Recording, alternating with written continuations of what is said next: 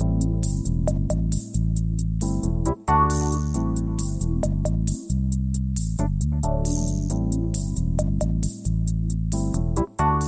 listening to the After the Show Movie Podcast from ascully.com, your weekly look at movies, video games, and more, brought to you by your hosts, A. Scully and Cidtalk. We're addicted to movies. Are you?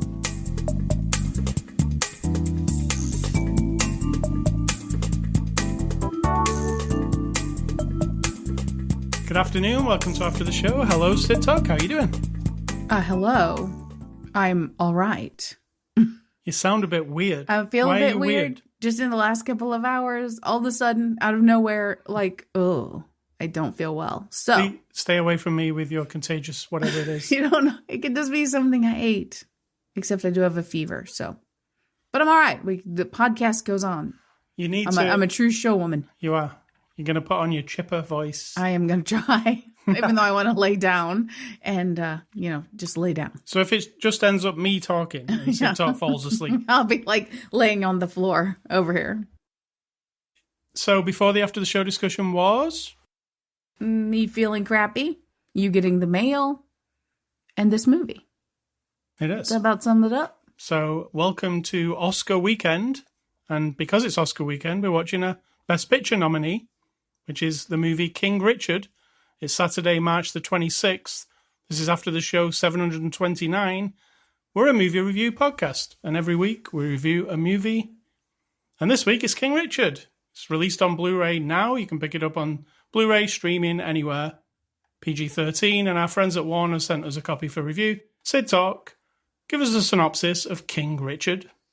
It is a somewhat fictionalized version of Serena and Venus Williams' father's plan to get them through to be pro tennis. The amazing professional tennis players that they are, or were. I don't know if they still play, but that's all it is. Seems like they're coaches now. Oh, right. I'm just reading.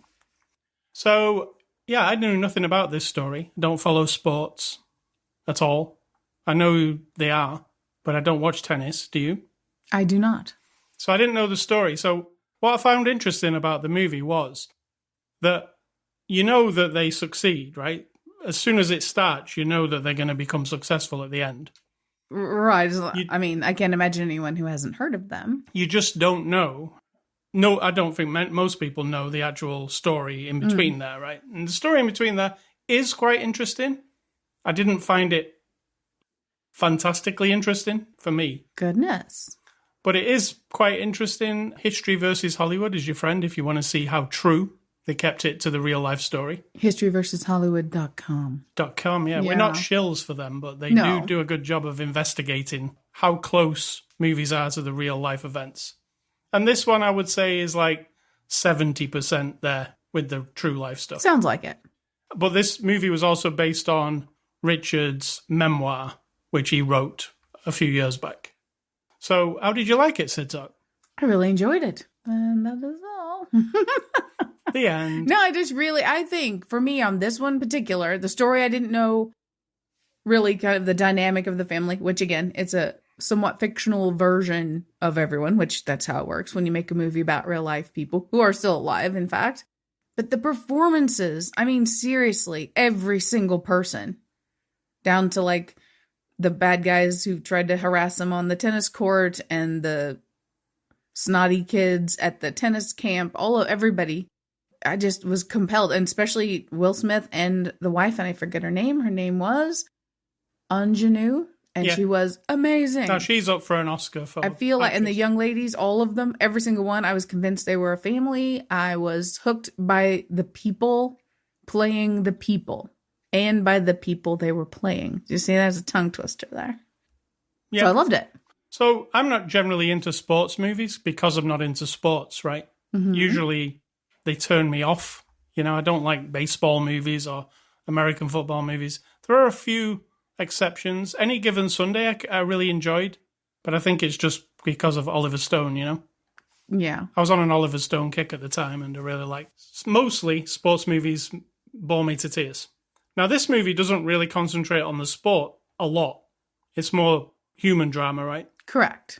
There are points of time in the movie where you have to watch a tennis match. If you find that incredibly boring, you might not like it. But I think that's a reenactment of the tennis match. I have to ask you this because I know nothing about sports. The end scene of this movie, the last 20 minutes, is a reenactment of the final match. Not of the final match, of the first professional match that Serena ever played when she was 14. Right. Is it accurate, do you know? Remember that That was one thing that was... Remember that question you asked me earlier about, do I watch tennis? I don't, and I don't remember if that was... It must be. I mean, the whole world could be like, call bullshit if it wasn't accurate, right? I was going to say, I find that must be quite difficult to, like, film a tennis match, and it has to be identical to a tennis match that exists. Because how do you... there's a lot of double takes and... You know what I'm saying? Yeah, and I liked the tennis match. I thought it was done really well. What I actually thought was, while I was watching the tennis match, was I wish real tennis matches were done in this style. Like, like right behind the person. Because a lot of it wasn't it? Like right on the shoulder of the person. And the camera, like, really in there, rather than, when you watch tennis on TV. A lot of it is from, like, a weird angle. Like, floating above, kind of. True, but so you can see everything. Yeah, this was super cinematic, right behind the people, really in the faces. You can see I was hoping. Well, actually, the other day we saw a clip of Formula One, Lewis Hamilton racing, remember? And the thing that struck me about that, I don't watch Formula One, was how incredible the cinematography of it was. Just a live sporting event. Do you remember we watched it on Gogglebox? Yeah. And it looked like you were watching a movie, like Days of Thunder. Yeah, the very opposite is like, it's real, but you're like, this is a movie. Yeah, exactly. And I was like, wow, like sports, the way they film sports has come a long way. And this tennis match made me think that tennis needs to be filmed this way. Like, get Michael Bay to film the tennis.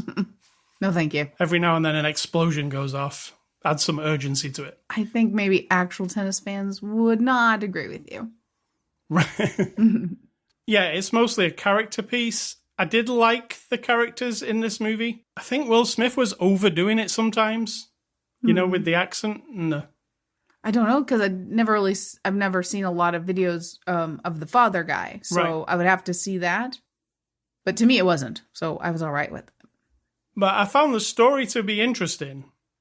But, this is what I said to you, this is my criticism, and it is up for Best Picture. I don't see it as a Best Picture kind of movie. I disagree. I don't feel like the actual filmmaking part of it is as good as people are leading you to believe. Well, I feel like the performances and the telling of it and the pace of it and how it stuck really strongly to what their narrative was, that this is two parents who have decided that their two daughters are going to be champions and all their daughters are going to be successful, right? That's the narrative of the movie, that it really stuck to that, and that his character supported that with all of his choices. The mother was amazing in the way that she dealt with some of his shenanigans. So I feel like it is Oscar kind of worthy, and I don't even like awards. I think they're kind of bullshit at this point, but I feel like the performances and the way that it's told. I 100% agree. I could see Will Smith getting an Oscar for this. It's the movie itself. I feel like it's just really ordinary. I don't think it looks that great a lot of the time. It just looks like a TV movie a lot. You are hardcore. I think it's fine. That's my criticism of it. Goodness. It's not super cinematic aside from the sports. Are you sure you're not the one with the fever? The sports event part is pretty cinematic, but the rest of it I found really kind of ordinary. I know maybe it was supposed to be. I doubt it. But then again, it's not explosions and like big dramas, and when he's even confronted with violence, it isn't like a big violent Michael Bay scene. It's just a subtle, okay, this is the choice I'm making, walking away. And if you're grown up enough to deal with that, I feel like that's really good movie making. No, I just found it felt like a Lifetime TV movie type thing. What's wrong with that? Well, I'm just talking about a movie that is up for Best Picture at the Oscars. The Best Picture of 2021, including all the other movies. I don't see this as being that. But I do agree that the performances are very good. But the actual movie itself, I think it is pretty ordinary when you look at it. That's just my opinion. Oh, well, you're saying it like it's just definitively. No, it's not definitive. It's just my opinion. I know. I know you like it more than I do. I do. Does it make you want to go and learn about the girls and properly in real life? Not really. I feel like I've seen them enough in the news for that part of them. I don't mind watching tennis matches too. I wouldn't watch old tennis matches, but it's kind of fascinating to see their real life footage, at times, because I am not an athlete. And so anyone who is like a supreme athlete, I'm like, oh my God, that is an amazing human thing you're doing that I will never do. So I kind of enjoy real life tennis matches. Maybe if you're not into tennis and then you decide, oh, I'll watch some tennis because it looks interesting. Maybe it is best to go and watch the best matches that were ever played rather than just watch some new tennis. You know? What kind of an attitude is that? I don't even... Like if I was like going... So stop everyone. Stop the sport now and just pick the best till now. Yeah, and that's it. It doesn't need any new. If I wanted to watch some Formula One, I'd go and watch like the best Formula One. If I wanted to watch England play football, I'd go and watch that 1966 match because that's the only match they did well in, right? I don't think that's how sports should progress. Also, I'm not a sports authority in any way, shape, or form. In fact, I try and avoid sports at all costs. I know. I'm married to you. All right, so let's go on to the cast. Will Smith as Richard Williams. I definitely agree that he has a good performance, aside from I thought he was overdoing it at points. Yeah, I loved watching him. Thought it was great. I could see him winning the best actor because it kind of hits all the notes. Yeah, but who's he playing? Who is he going up against? Will be the question. Yes, well, lots of other actors who are very good. Guys, very specific. Thank you. Yes. But hey, I'll figure it out after this podcast. I'm just trying to think. Is it the best I've ever seen Will Smith? Ever? Muhammad Ali was probably the best one. I went and looked back. I was like, maybe I can find like my favorite Will Smith movie. I couldn't. I could tell you I like Men in Black and stuff, but I was looking for something more meaty than that. Yeah. And Ali stands out because I think he was excellent in that movie. But then I couldn't really find another one, where he was serious acting, let's call it, rather than Men in Black. I feel like that's insulting somehow, but I get what you're throwing. Rather than popcorn flicks. I know what you're saying, but still. Because he's in tons of popcorn. You have to make an effort to do all the movies, right? Even if it's crappy. He's fine in popcorn flicks. I'm not sure where you're setting the standard that a popcorn performance is somehow actually like less. If it's entertaining and it's good and it's the character and you're all in. I agree. It's the same as somebody who's like, Sophie's Choice. It's just different. And a lot of people will disagree, but. I agree, but I was coming at it from a awards angle. And then Ali stuck out. And then nothing really else apart from the one that you mentioned, which I don't even remember. What was that one called? Happiness. In Pursuit of Happiness. Yeah. Yeah. So we've also got Ingenue Ellis as Brandy Williams. What did you think of her? She was awesome. To me, almost the best thing in the whole movie. She's not a thing, but I kept wanting to see more of her. I wanted to hear what she had to say. There were a couple scenes where I was just like, girl, I'm afraid of you. Like she was pissed off at him for doing things. My favorite scene was where he stopped the van and let the girls out and drove off. Yeah, and she was not happy. You could see how mad she was immediately. Ooh. And she was just good. And when she went to talk to that neighbor lady, yeah. And I just feel like she was. I mean, the girls were amazing, but that lady made me want to see her all the time. We've got Demi Singleton as Serena Williams. Excellent. Very, very excellent. Because this covers, I was expecting, and it didn't happen in this movie, for other actors to take over at some point. I thought it was going to go forward in time, didn't you? I did too, for a little while. Yeah, but it doesn't. It sticks with this certain amount of time. How long was it? Like maybe 4 years, I think. Yeah, and so the girls are always a certain age. But Demi Singleton, who plays Serena, she was pretty good. I thought she was the right amount of intense. Yes. But then also a girl as well. She's like fun. And then you've also got Sania Sidney as Venus Williams. What did you think of her? Very good, because she has to be a little more sort of like calm and intense. Still fun, but I don't know much about Serena and Venus, real people, but I feel like they did a good job of sort of giving me the differences. I mean, they are sisters, and so one of them is kind of calm and cool and a little more quiet, and one is a little more like she just kind of sits and broods a little bit more. That would have been Serena, and I feel like she did a great job. We've also got, this is my favourite performance in the whole movie, John Bernthal as Rick Mackey. You know, John Bernthal, you see him as certain things, brooding and tough. This guy is none of those things. Correct.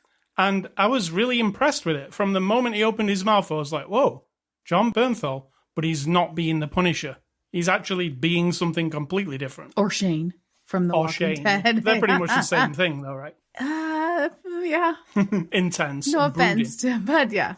But this guy's not intense and brooding. He is kind of intense, but in a different way. He's got a really strong accent, which is, I don't know, a really Boston funny or haircut. something. Yes. But I enjoyed him a lot. I thought he was, wow, that's really a standout performance from him.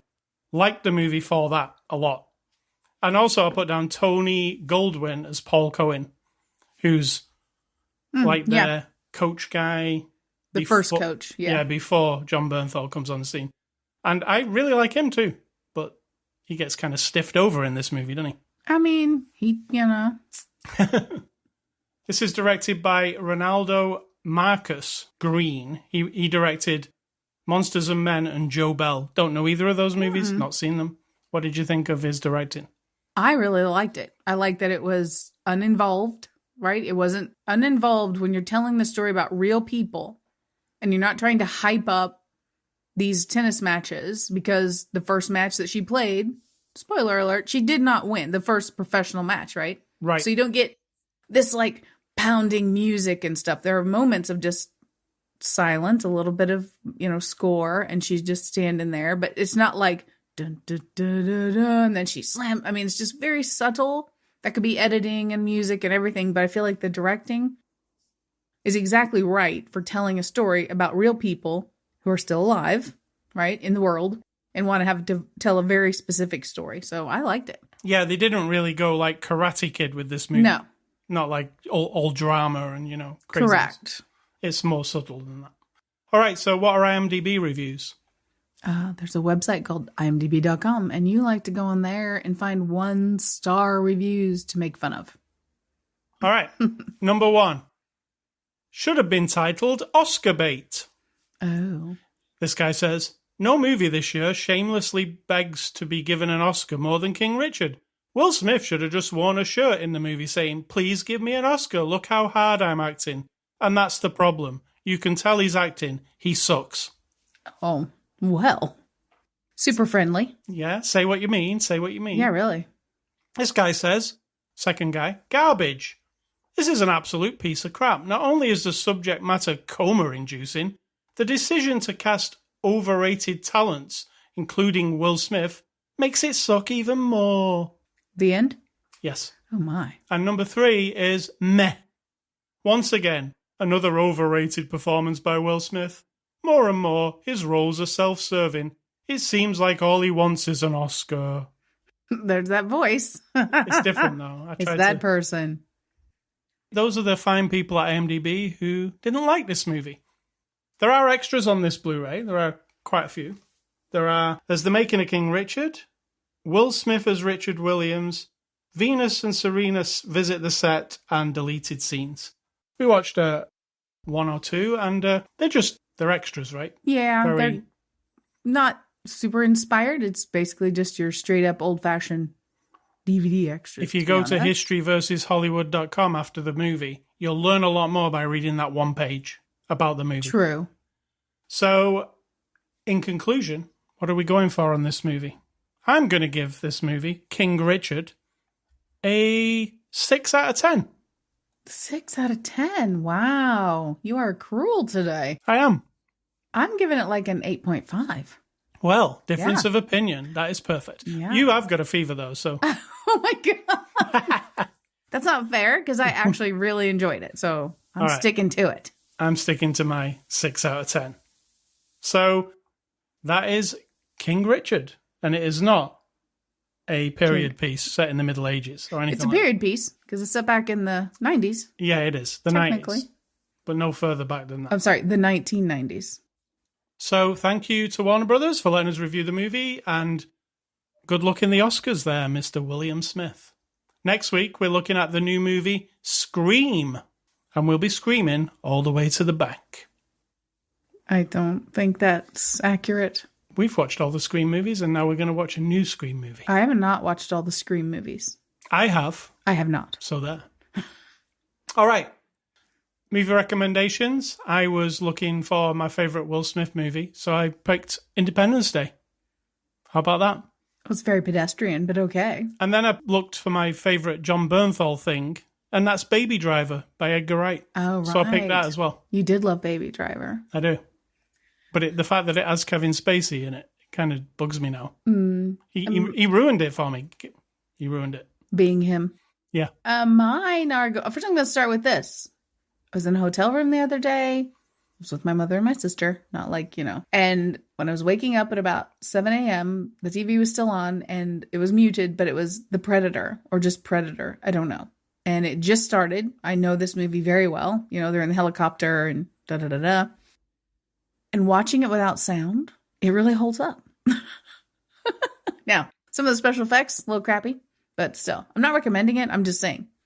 It was one of those throwback movies that I watched, and I'm like, I could lay here and watch this muted. No problem.